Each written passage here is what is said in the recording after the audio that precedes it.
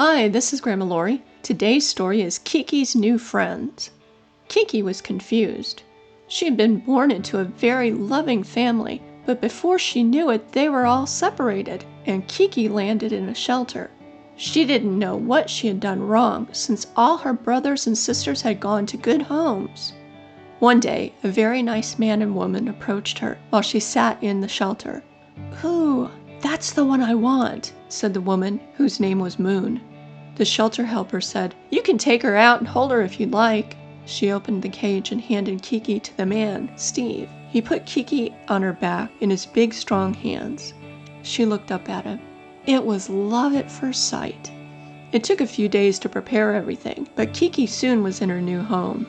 Moon and Steve were loving and kind, but they knew next to nothing about raising a kitten. So they did research and talked with Miss Julie next door. It didn't take long for the family to get into a routine, always filled with lots of love, treats, playtime, and scratches. It was time for Keke to go to the vet for the very first time since she arrived home. Steve had been over at Miss Julie's house for something. Miss Julie had told him about putting a dog pad in the bottom of the cat carrier, just in case Keke had an accident. As if, thought Keke. She jumped into the carrier. Steve lifted her into the back seat while Moon got into the car. Keke wasn't sure about all of this. She felt an indignity to be separated from her family like this. After all, they spent all their time together. Why was she being penalized by having to sit in a carrier? The car stopped and Steve took Keke and her carrier out of the car. It was somewhere she had never been before. Not that she'd been many places. It smelled funny, like dozens of cats and dogs had been through there before. It almost felt like the shelter. Oh no! Were they taking her back to the shelter? Had she done something wrong?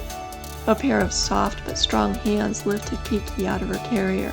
Keke found herself looking into the face of a very pretty lady, who introduced herself. "Well, hello, little Keke. You're a cutie. I'm Dr. East, and I'm going to take a look at you to make sure you stay healthy." Keke loved her soft voice and softer hands. Steve and Moon loved that Dr. East didn't take long to finish up. Keke even liked it when the tech scratched her while Dr. East gave her shots. She felt a bit of a pinch, but it didn't hurt a lot. Then it was back into the carrier and back toward home.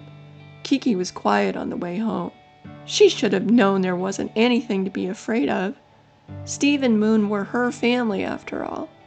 And there wasn't a bad thing anywhere. This has been Grandma Laurie.